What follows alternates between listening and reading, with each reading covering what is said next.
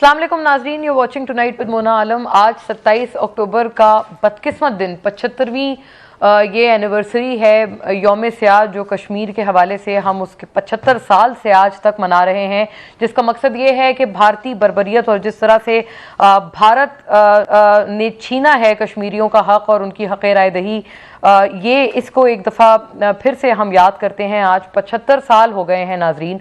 हम इस मौके पे इस ओमन को और इस बदकिस्मत दिन को हम बतौर यौम स्याह इसको मनाते हैं, इसको देखते हैं। वज़ीर आज़म ने भी आज ट्वीट किया और इस हवाले से अपना जो पैगाम था वो आवाम तक पहुँचाया। वज़ीर ख़ारजा जनाब बिलावल भुट्टो ने भी इस हवाले से ट्वीट किया। लेकिन नाजरीन, इन वेरी ऑनेस्ट एसेंस, इस वक्त हमें जिस कौमी यकजहती या जिस कोहेजन की ज़रूरत है वो सबसे सरे फहरिस्त है। अगर हमने इस तरह का कोई भी आगे अपना अज़म ले जाना है, बिलखुसूस कश्मीर के एतबार से जिस तरह की कौमी यकजहती उसके लिए चाहिए, क्या आज हमारे पास वो मुल्क में मौजूद है या नहीं, इसी बात का आगाज़ करते हैं। आज हमने एक अनप्रेसिडेंटेड प्रेस कॉन्फ्रेंस देखी जिससे आज के दिन का आगाज़ हुआ। DGISPR और DGISI अनप्रेसिडेंटेड इसलिए क्योंकि ये पाकिस्तान की तारीख में पहली दफ़ा है कि DGISI प्रेस कॉन्फ्रेंस उन्होंने की हो। और मौजूदा जो DGISI हैं उन्होंने कभी बल्कि अपने आप को फ़ोटोज़ वगैरह में या वीडियोज़ वगैरह में भी वो लाना पसंद नहीं करते। उनकी जो फुटेजेस वगैरह होती हैं उसमें उनको नहीं दिखाया जाता और दिस इज़ बाय ऑर्डर्स कि ये नहीं आने चाहिए DGISI। ये अच्छी एक बात थी, लेकिन वो भी आज की इस प्रेस कॉन्फ्रेंस में मौजूद नजर आए अलॉन्ग विद द DGISPR। तो इसी से इसकी जो इसकी मायने हैं वो बहुत हद तक बढ़ जाते हैं, एक्सपोनेंशियली बढ़ जाते हैं, और इस प्रेस कॉन्फ्रेंस की जो इम्पोर्टेंस है वो भी बढ़ जाती है। इसके फौरी बाद हमने देखा बड़ी सारी बातें नाजरीन इस प्रेस कॉन्फ्रेंस में की गई। इन्हीं प्रेस कॉन्फ्रेंसेस से पहले गुज़िश्ता रात हमने फैसल वाडा साहब की भी प्रेस कॉन्फ्रेंस देखी। अब तो मैं उनको साबिक रुकन कहूँगी PTI का, क्योंकि उसके फौरी बाद जो रद्द अमल आया उसके बाद फैसल वाडा साहब की जो रुकनियत थी पार्टी की उसको सस्पेंड कर दिया गया और उनको कहा गया कि आप बताएं, आप एक्सप्लेन करें कि आपको पार्टी से मुसलसल तौर पर बेदखल क्यों ना किया जाए। उन्होंने ना सिर्फ लॉन्ग मार्च को खूनी कहकर मुखातिब किया, बल्कि उन्होंने ये कहा कि अरशद शरीफ साहब के बेईमाना कत्ल के पीछे बहुत से अलग अलग पहलू हैं, बहुत से अलग एंगल्स हैं, और उन्होंने कहा कि जिन्होंने उनको मुल्क से बाहर भेजा उन्होंने ही दरअसल उनका कत्ल किया। उन्होंने ये भी इंकशाफ किया कि गाड़ी के अंदर से ही उनके ऊपर फायरिंग की गई। और कल नाज़रीन बड़ी मायने खेज बात हमने आपके साथ भी अर्ज की थी अपने इब्तिदाइये में, क्योंकि हम इसको एज अ डेवलपिंग स्टोरी रोज़ की बुनियादों पर कवर कर रहे हैं। कल यही बात हमने भी की थी कि जिस फार्म हाउस पर अरशद शरीफ साहब अपने बदकिस्मत इस वाक़े से और अपने कत्ल से पहले गए थे, वहाँ पर ऐसा मालूम होता है कि कोई ट्रैप ऑलरेडी सेट किया गया था। कुछ इस तरह का इशारा DGISPR और DGISI की प्रेस कॉन्फ्रेंस में भी हमें मिला। लेकिन कुछ मजीद इसमें नाजरीन, एक तो फैसल वाडा साहब की जो प्रेस कॉन्फ्रेंस थी, पहले ही जब वो PTV पर नशर होने लगी, स्टेट TV पर नशर होने लगी, तो ऐसा मालूम हुआ कि ये PTI का कोई शख्स शायद प्रेस कॉन्फ्रेंस नहीं कर रहा, क्योंकि PTI से तो अगर इमरान खान साहब भी प्रेस कॉन्फ्रेंस करें तो PTV पर नहीं दिखाई जाती, तो फैसल वाडा साहब की प्रेस कॉन्फ्रेंस क्यों पहले से कट की गई थी? ये एक बहुत ज़रूरी सवाल है और बहुत टेलिंग बात भी है। इसके बाद आगे चलते हुए नाजरीन, जो आज की प्रेस कॉन्फ्रेंस मुश्तरका तौर पर की है पाकिस्तानी फ़ौज की तरफ से, बिकॉज ऑब्वियसली फ़ौज के तर्जुमान भी थे और स्पाई चीफ DGISI भी उसमें मौजूद थे। बहुत सारी बातें इमरान खान साहब के हवाले से की गई। ये भी कहा गया कि मीर सादिक और मीर जाफ़र, वो जिनको कहकर मुखातिब करते थे, उनको ही ताहयात एक्सटेंशन देने वाले थे। बहुत ज़रूरी इंकशाफात इसमें भी हुए हैं। फौरी इसके बाद नाजरीन, राना सनाउल्लाह साहब ने भी एक प्रेस कॉन्फ्रेंस की, वज़ीर दाखिला, और उन्होंने कहा कि जी अरशद शरीफ के जो कत्ल के ताने बाने हैं वो किधर जाकर मिलते हैं। उन्होंने डायरेक्ट नाम लिया इमरान खान साहब और ARY के चीफ सलमान इकबाल साहब का। और इससे पहले इमरान खान साहब ने भी जो इल्ज़ाम लगाया था, वो तो पहले से ये कह रहे थे कि ये तमाम तर जो चीज़ थी ये प्री प्लान्ड मर्डर था। उनको खैर ये तवक्को बिल्कुल नहीं होगी कि इसके फौरी तौर पर जो क्या कहते हैं तोपों का रुख उनकी तरफ हो जाएगा, लेकिन अब ऐसा ही मालूम होता है, at least as far as the state is concerned. Imran Khan साहब अपना लॉन्ग मार्च कल निकालने वाले हैं। आज उसकी तैयारियां ज़ोरों शोर से लाहौर में चल रही हैं, उसके ऊपर भी बात करेंगे और फौरी तौर पर इन तमाम मामलात पे अपने मेहमानों का रुख करती हूँ। मेरे साथ यहाँ स्टूडियोज़ में तशरीफ जनाब कैसर अहमद शेख, पाकिस्तान मुस्लिम लीग नून के स्टॉलवर्ट हैं, मेंबर कौमी असम्बली और चेयरमैन भी हैं कायमा कमेटी बराए फाइनेंस के। वेलकम ऑन बोर्ड सर, बहुत शुक्रिया आपकी मौजूदगी के लिए। नाज़रीन, अमजद अली खान न्याजी मुझे ज्वाइन कर रहे हैं, पाकिस्तान तहरीक इंसाफ के आप स्टॉलवर्ट हैं, और मैं तो आपको फॉर्मर MNA कहूँगी क्योंकि आपने अपना इस्तीफ़ा सबमिट करा दिया है। और जब तक आप असेंबली में रहे आप कायमा कमेटी बनाए, दिफा की सरबराही भी करते रहे। वेलकम ऑन बोर्ड अमजद साहब। और नाजरीन, तमाम मामले पर तज्जिए तबसरे के लिए महर तारड़ साहिबा ने हमारे साथ शिरकत की है। दोनों हजरात से इजाज़त के साथ, महर साहिबा, अगर मैं आपसे बात का आगाज़ कर पाऊँ और अगर हम एक साथ चला भी पाएँ उस बात को, I begin with the lady first, और एक थोड़ा एक सिमत मिल जाए, फिर हम इसमें पॉलिटिकल व्यूज़ शामिल करते हैं, कैसर साहब और अमजद साहब के व्यूज़ कि सियासी तौर पर जो ये दोनों पार्टीज़ हैं, पोल्स अपार्ट हैं, क्या कहते हैं इस वक्त मौजूदा कशीदा तरीन हालात के हवाले से। मैं साहिबा, आप एक तो सवाल आपसे अर्ज है, लेकिन साथ साथ ये शॉर्ट भी सुनिएगा जो आज की इस मुश्तरका प्रेस कॉन्फ्रेंस में अरशद शरीफ साहब के हवाले से जो बात की गई और जो ओवरऑल खान साहब का मुतअद्दिद मरतबा जिक्र आया, कुछ 2-3 ये शॉर्ट्स हैं, ये सुनिएगा प्लीज। शहीद अरशद शरीफ की जिंदगी को पाकिस्तान में कोई खतरा नहीं, और अगर एस्टेब्लिशमेंट चाहती कि वो मुल्क ना छोड़े तो क्या वो मुल्क छोड़ सकते थे। किनिया में इसकी इंक्वायरी हो रही है, मैं अपने कीनियन हम मनसब से राब्ते में हूँ, उनसे रब्ता किया है। उनकी जो इब्तदाई तहकीकात है उसके मुताबिक ये शनाख्त की गलती के बायस हादसा पेश आया। इस पे हुकूमत पाकिस्तान और हम मुकम्मल शायद मुतमिन नहीं है, इसलिए हुकूमत ने एक टीम बनाई है जो तहकीकात करने किनिया जाएगी। जी महर साहिबा, please react. Thank you Mona. पहले तो आज अरशद शरीफ को दफनाया गया है। मेरी तरफ से उनके ख़ानदान को, उनके साथ काम करने वालों को बहुत ज़्यादा मेरी तरफ, I mean my condolences to all of them. ये इतनी बड़ी ट्रेजेडी हुई है कि अल्फाज कम है। मैंने प्रेस कॉन्फ्रेंस देखी तो नहीं है, but like you just said कि अब आपने मुझे बताया कि साथ वो DGIS आए बैठे हुए थे, बिकॉज वो इतने उनका वो इतना कम आते हैं गेस्ट लोगों के सामने कि वो हमें तो ये भी नहीं पता व्हाट ही लुक्स लाइक। मैंने वो जब तस्वीरें देखी, आई डिडंट नो, इनका पता नहीं कौन बैठे हुए इनके साथ। तो आपने अभी बताया कि बड़ा अनयूजुअल फिनोमिनन है कि वो उन्होंने वो प्रेस कॉन्फ्रेंस में शामिल हुए।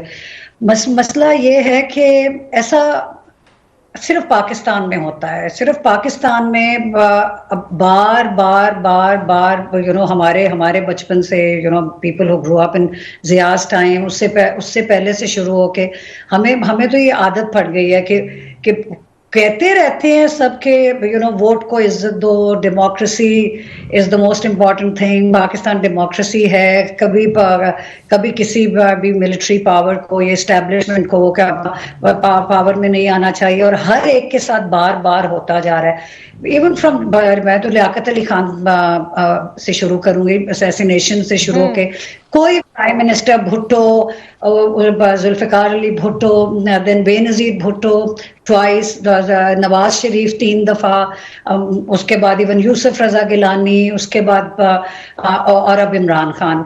किसी ना किसी तरह से हर प्राइम मिनिस्टर को और उनकी टर्म पूरी होने से पहले हटा दिया जाता है। ये एक फैक्ट है पाकिस्तान का।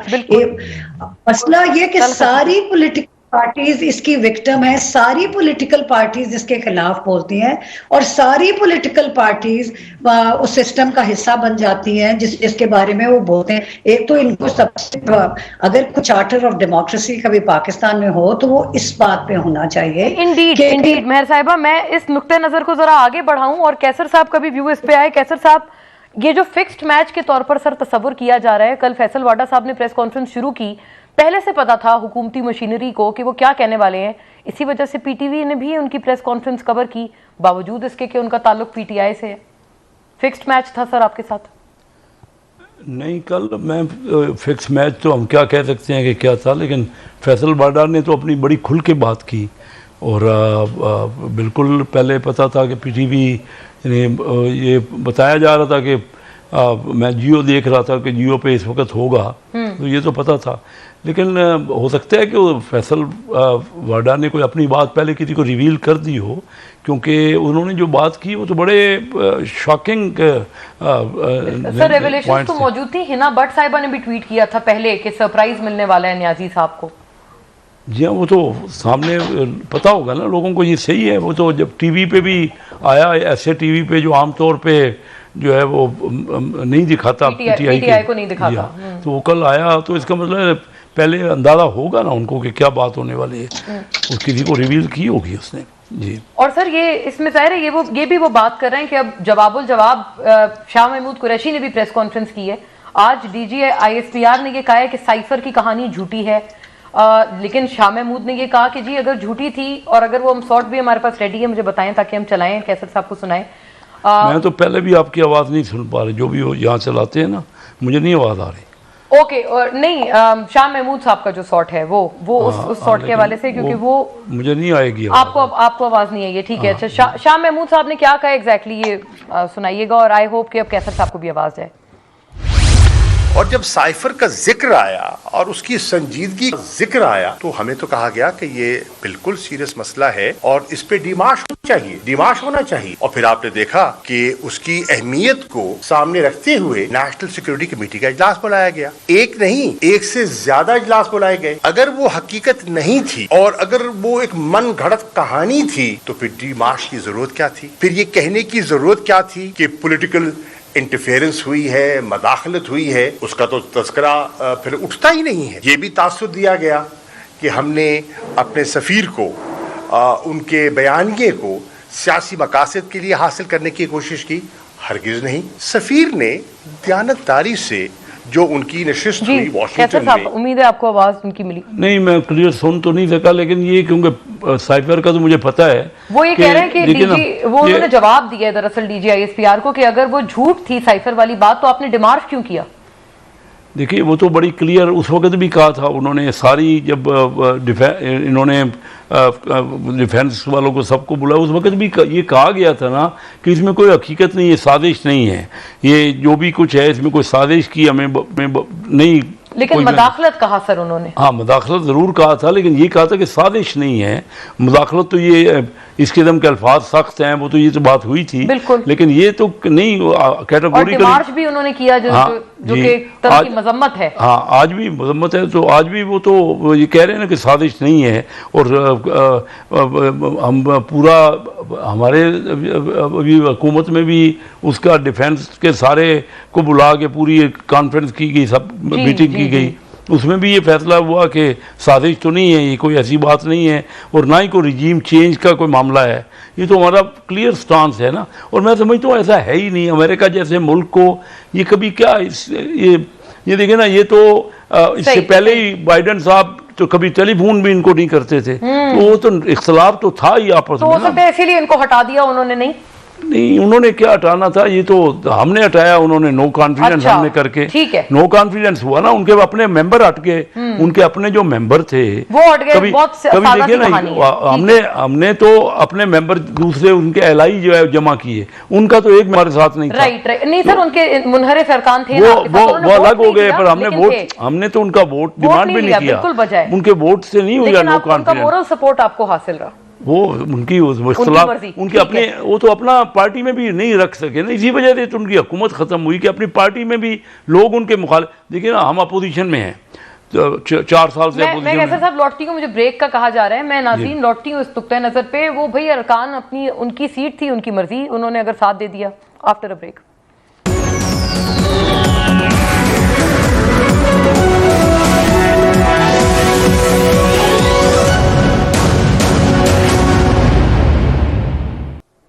वेलकम बैक नाजरीन।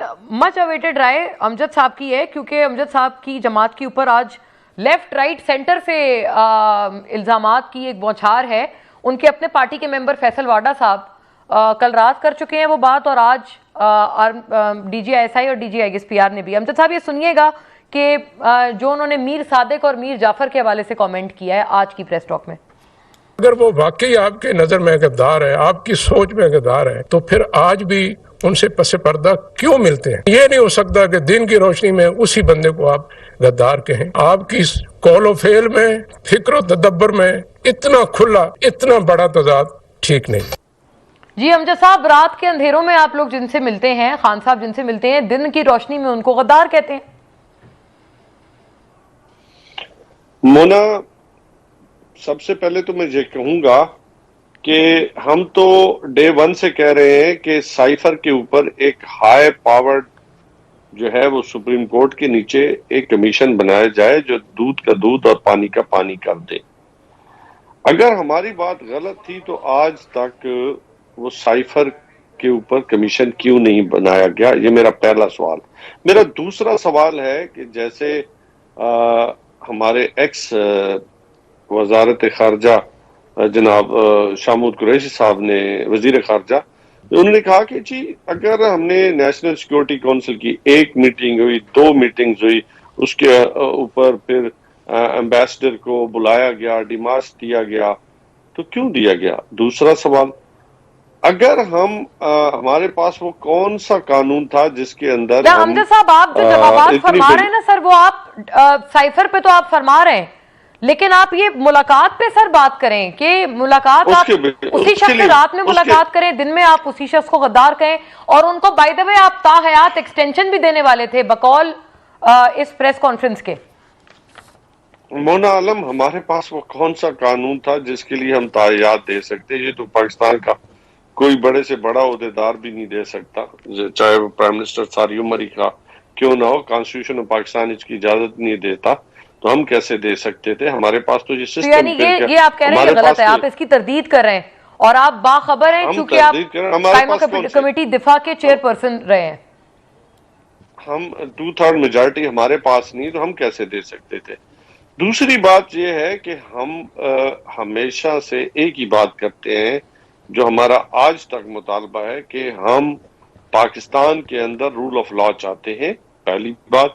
दूसरी बात है कि हम पाकिस्तान के अंदर एक साफ और शफाफ इलेक्शन चाहते हैं, उसकी राह हमवार करना चाहते हैं, ताकि ये फितना खत्म हो जाए।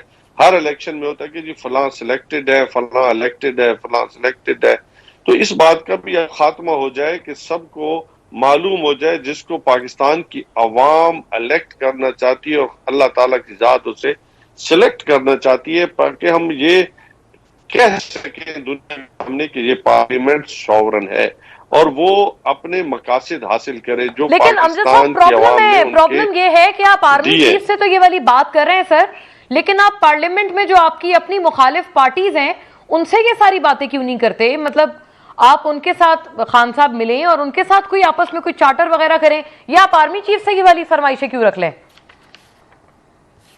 हमने तो कभी भी मुज़ाकरात के दरवाजे बंद नहीं किए।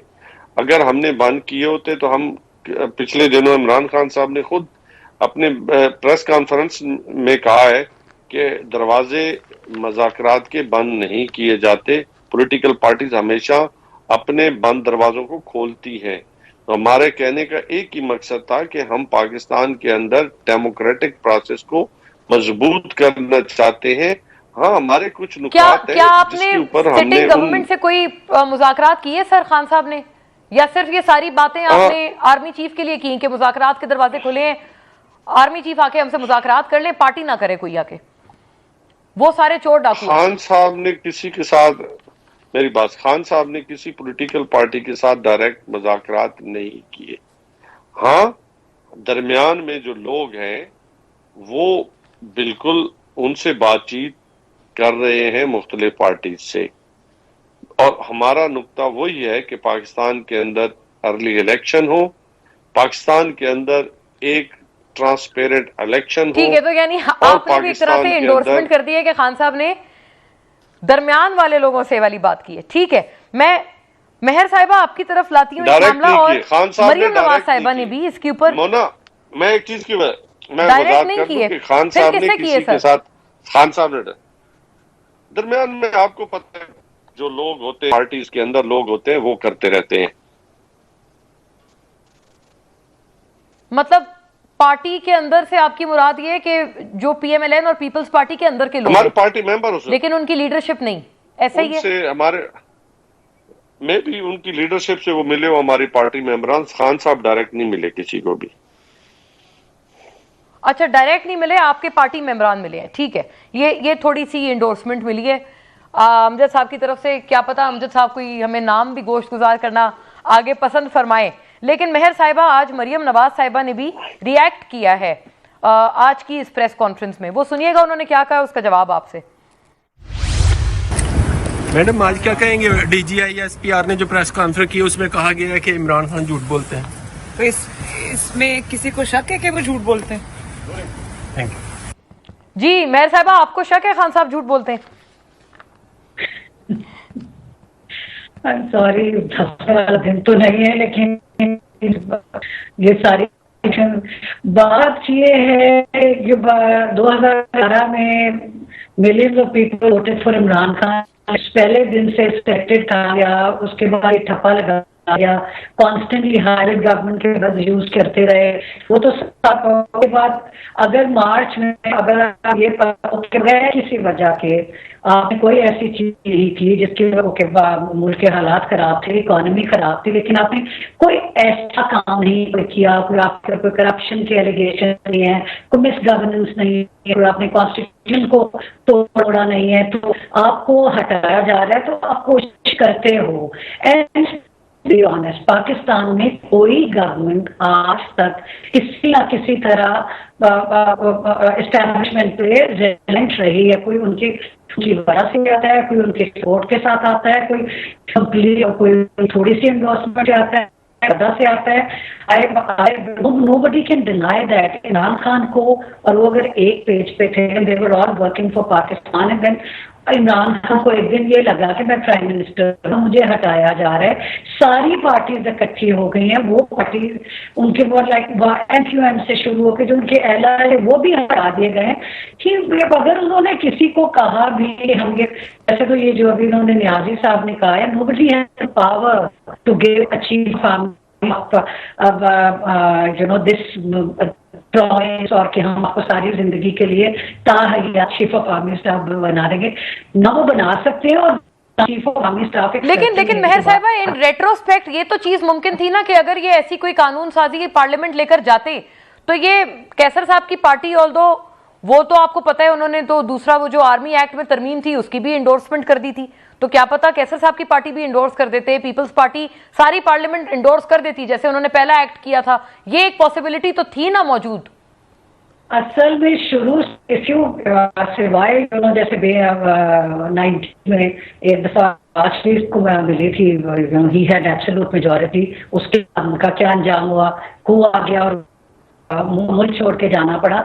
इमरान खान वो तो मेजॉरिटी नहीं थी किसी किस्म की भी, कि वो bills pass. Just going off the topic for second, बड़ा रेलेवेंट टॉपिक है। Every second week we find कि कोई नया बंदा टॉर्चर हुआ है। पिछले साल शहरी रहमान, शीबी मजारी और वो क्या नाम है, मुस्तफा खोकर, उन्होंने सेनेट में बिल पास करवाया था एंटी टॉर्चर। वो जी बिल्कुल, और अभी हाल ही में हुआ है कि किसी एमएनए को अरेस्ट नहीं कर सकते बगैर स्पीकर की इजाजत के। फिर भी साले मोहम्मद अरेस्ट हुए हैं पीटीआई के एमएनए कि नहीं, कि वो पास ही नहीं हो सका बिल। मेरा कहने का मतलब ये कि जो कुछ होना चाहिए वो नहीं हुआ, बिल्कुल नहीं हुआ। लेकिन you have to understand one thing कि वो जो गलतफहमी थी, now I'm talking simply as a Pakistani और an analyst पाकिस्तानी पॉलिटिक्स, ये जो गलत फहमी थी एस्टेब्लिशमेंट की और इन 12, 13, 14 जमातों की कि इमरान खान का कोई वोट नहीं है, that has been very badly shattered। वो खत्म हो गई बात।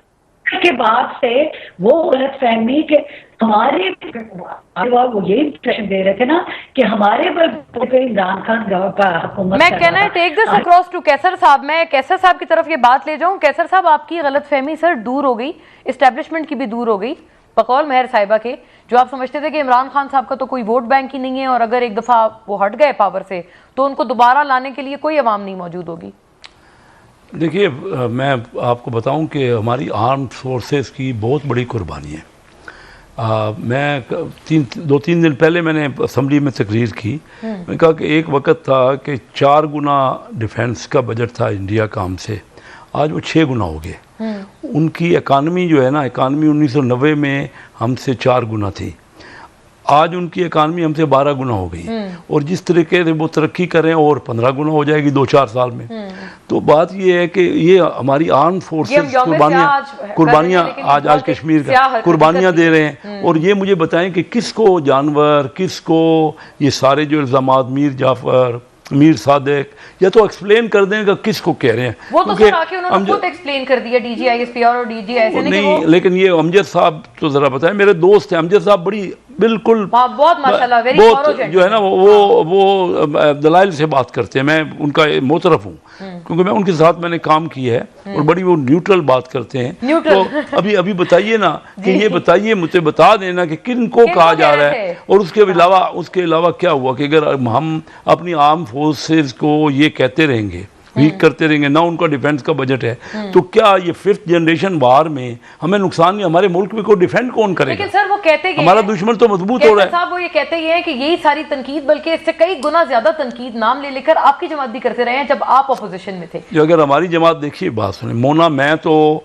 फेवर में हूं कि नहीं के ऊपर तनकीद कोई नहीं बात होनी ना चाहिए। करे। जो फैसला हो, देखिए ना, खुद इमरान खान साहब ये कह के आए थे कि हम इदारों को मजबूत करने के लिए आए हैं। अब बताइए, सारे इदारों को तो मजबूत किया जा रहा है। हमारे वहाँ पर मुल्क में हमें तो चाहिए आपस में बैठ जाए ना, चार्टर ऑफ इकानमी करें या समझें, बजाय कि अब खुद अमजद साहब कह रहे हैं कि इमरान खान साहब डायरेक्टली नहीं मिले, वैसे किन से मिले? अब वो क्यों मिलते हैं? हमसे मिले ना। मैं आज भी अमजद मेरे साथ यहाँ फाइनेंस कमेटी में हम मिल के मेंबर, आपके साथ रुकन ठीक है, और ये निहायत समझदार आदमी है, मैं आपको सही कह, तो आए ना मेरे साथ बैठे, इधर हम बैठे हैं, मुल्क के मामलात को हम हल करें ना, सब मिलके।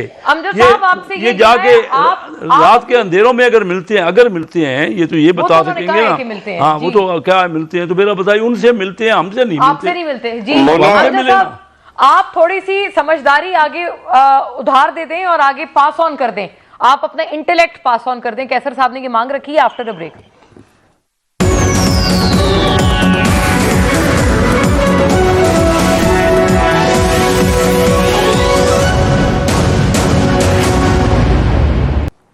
Welcome back. कैसर साहब ने काफी कुछ आगे बात की है अमजद साहब के हवाले से। अमजद साहब, आप जैसे समझदार लोग पीटीआई में क्यों खान साहब को आमादा नहीं करते कि ये मैं ना मानूं और मैं नहीं बात करूंगा, चोर डाकू, इस वाली एक अपनी रट से बाहर आए और जो असल सियासतदान हैं उनके साथ बैठकर मुज़ाकरात करें, कोई फ्रेमवर्क बनाए। रातों को आप दूसरी जो गैर सियासी लोग हैं उनसे आप मुलाकातें कर रहे हैं, एक तो नंबर 1। और दूसरा, फैसल वाडा साहब ने आपके ही मार्च के हवाले से जो कल कहा, हम बावजूद इसके कि फैसल वाडा साहब पे भरपूर हम तनकीद भी कर रहे हैं कि जी उनके पहले क्रेडेंशियल्स और वगैरह वगैरह, लेकिन जो उन्होंने बात की आपके रुकन होते हुए, वो बड़ी अलार्मिंग बात होनी चाहिए आपके लिए। ये देखिएगा, फिर इसका जवाब बताएं। कि अरशद शरीफ का कत्ल हुआ है, उसको डरा धमका के मजबूर किया कि तुम यहां, तुम्हारे साथ कुछ और हो जाएगा, तुम निकल जाओ। और ये कोई पागल ही होगा जो आज की तारीख में मौजूदा सेटअप में ये काम करेगा। इमरान खान साहब जो मार्च पुरअमन करने जा रहे हैं, ये हमारा जमहूरी हक है और राइट है, लेकिन मैं बहुत क्लियरली आपको बता रहा हूं कि मुझे इस मार्च के अंदर खून ही खून, मौत ही मौत और जनाजे ही जनाजे नजर आ रहे हैं। जी अमजद साहब, खून ही खून, मौत ही मौत और जनाजे ही जनाजे आपके लॉन्ग मार्च में। मोना, ये मार्च बिल्कुल पुरअमन होगा और इंशाल्लाह ये आपको करके दिखाएंगे। मार्च करना, तहरीक चलाना, सोच को आगे बढ़ाना, ये हमारा जमहूरी हक है, ये कॉन्स्टिट्यूशन ऑफ पाकिस्तान हमें हक देता है। हाँ, पुरअमन रहना ये हमारी जिम्मेदारी है, ये हमारी रिस्पॉन्सिबिलिटी है। कोई मिस एडवेंचर करने की जानबूझ के कोशिश करता है तो ये इदारों की जिम्मेदारी है कि वो इस सब चीजों को वॉच करे। सिक्योरिटी देना इदारों की जिम्मेदारी है इमरान खान को। वो इस वक्त पाकिस्तान की सबसे बड़ी, वो तो सर ये कह रहे हैं मिस एडवेंचर आप करेंगे, इदारे तो कह रहे हैं मिस एडवेंचर आप करेंगे, इसीलिए तो आपको रोक रहे हैं। जी नहीं, हमें मिस वर्जन है जी, हमको देखें, हम यही तो कह रहे हैं कि उनकी जिम्मेदारी है कि वो मिस एडवेंचर को रोकें जो कोई भी करना चाहते हैं। हमारा सिर्फ और सिर्फ पुरअमन तहरीक को, पुरअमन प्रोटेस्ट को आगे की तरफ लेके जाना है और इंशाल्लाह पुरअमन होगा। दूसरी बात, आपने कहा कि आप मुझे ये बताएं कि कोई बंदा चोरी कर ले और फिर उस बंदे से जाके हम मुज़ाकरात शुरू कर दें कि बाबा चोरी ना करो, तुम सारे ही खा लो, हम आपको कुछ नहीं कहते। अगर ये मुज़ाकरात करने हैं तो फिर माजरत के साथ देखें, एक गवर्नमेंट के पास, एक शख्स के पास एक मॉरल अथॉरिटी होती है, आपके पास, मेरे पास। कैसर भाई है, मेरा दोस्त है, इसमें कोई शक नहीं है, लेकिन ये खुद जानते हैं कि क्या इस वक्त नवाज शरीफ फैमिली कह लें या शरीफ फैमिली कह लें, क्या उन्होंने पाकिस्तान को नहीं लूटा? क्या जरदारी ने पाकिस्तान को नहीं लूटा? क्या मौलाना साहब ने जहाद के नाम पे डीजल के परमिट नहीं लिए? क्या एएनपी जो जिनको कहा जाता इजी लोड, क्या उन्होंने आज तक कोई अपनी जस्टिफिकेशन दी? रजीम चेंज में तमाम बेनिफिशरीज क्या हुए कि आज उनके सारे केसेस अब विड्रॉ हो रहे अच्छा हैं। अमजद साहब, किसी के आपके मुंह पे अपने ताला फैसल लग वाडा रहा है, को क्या किसी हो गया? आपने बाकियों को तो इजी लोड और चोर डाकू कह दिया, आपके अपने फैसल- फैसल वाडा क्यों वो हो गए? सॉफ्टवेयर अपडेट किसने किया उनका? जल्दी बता दें। कभी जो है ना, वो आपको याद होगा ना, जावेद हाशमी बनने का किसी किसी को शौक होता है और इनको भी शौक चढ़ा है कि मैं अच्छा लेकिन मौलाना रूमी कहता है, मैं आपको एक बात, मोना आज मेरे एक दोस्त ने मुझे ना बड़ा खूबसूरत कोट बताया। उन्होंने कहा जिसको अल्लाह पसंद कर ले ना, उसके रास्ते में रुकावटें नहीं डालो, वरना आपको दरिया समंदर बहा के ले जाएगा और आपकी वापसी नहीं होगी। इस वक्त लोग अल्लाह ने पसंद किया यानी और अल्लाह ने लोग उसको आपके हिसाब से पसंद कर लिए खान साहब को, उनके आगे रुकावटें ना डाली जाएं। मैं आगे ये वाला कमेंट ले और जो डालेगा ताकि दोनों के भी कमेंट इस पे आ जाए। जी जो भी डालेगा। हाँ। मेरी बात देखो, जितनी भी कॉन्स्पिरेसीज हुई ना रजीम चेंज से लेके आज तक, कितने बंद, कितनी कॉन्स्पिरेसीज रोका जा रहा है, सब कुछ, लेकिन लोग एक ही बात कर रहे हैं कि पाकिस्तान की वाहिद उम्मीद इमरान खान है। क्या नहीं कह रहे तो मुझे बता दें, अपने दिल की आवाज। मैं ये पूछती हूँ कैसर साहब से। कैसर साहब, मुख्तसरन एक जुमले में इसका जवाब फरमा दें ताकि फिर मैं मेहर साहिबा से उनका पार्टिंग कमेंट आप दोनों के सुनने के बाद मैं देखे ना, अमजद साहब के वालिद साहब शेर अफगन, जी माशाल्लाह, गॉड ब्लेस हिज सोल। जी अच्छा, मैं कह रहा हूँ कि देखिए इनके खिलाफ कोई इल्ज़ाम नहीं करप्शन का, ये वो मुझे ये जानते हैं, किसी ने मैंने 1 करोड़ रुपया तो अभी मैंने सैलाब फंड में अपनी जेब से दिए।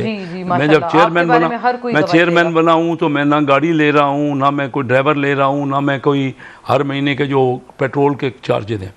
97 से 99 तक मैं जो MNA बना ना, तो मैंने ऐलान किया कि मैं कोई तनख्वाह नहीं लूंगा। नहीं, आपके ऊपर तो शक ही कोई नहीं, तो मैं कह रहा हूँ नहीं, इसी तरह इनके ऊपर भी कोई शक मैंने नहीं कभी सुना। तो आइए हम मिल के बैठ जाएं यार, साइड लाइन पे यार। अब जो बाकी सब चोर वो कोई तो मुल्क का हल निकाल यार। अमजद मेरी भाई, मुल्क इस वक्त तबाही के बहाने पर है। हम अपनी इकानमी को खराब कर रहे हैं। इकानमी, आ जाओ, मुझे मना पड़ा करते हैं। भाई के पास इख्तियार होता, काश के मेरे भाई के पास इख्तियार होता। मेरे पास है ना इख्तियार, मैं फुल इख्तियार में हूँ। देखो मेरी बात सुनो, बात अमजद सुन ले। मैं देखिए कई बार मैं पब्लिक से और मेरी बात में कोई शक नहीं, मुझे पता है कि आप एक अच्छे फाइनेंस कमेटी का इलेक्टेड चेयरमैन हूँ। नेशनल असेंबली की फाइनेंस कमेटी का ये मैंडेट है कि इकानमी की बात करें, बेहतर करें। आप और मेरा, आप हमारे साथ आए, आप हमारे मेंबर हैं, आप हमारे मेंबर हैं, आप आए, मैं आपको इनवाइट करता हूँ। आप अपने लीडरों को तो ये ना कहें कि उनके पास सिर्फ इख्तियार है, आपके पास, मेरे पास फुल इख्तियार है और मेरे पास लाजमी इख्तियार है। मैं चेयरमैन हूँ नेशनल असेंबली की फाइनेंस कमेटी स्टैंडिंग का, मेहर साहिबा से फुल पावर है।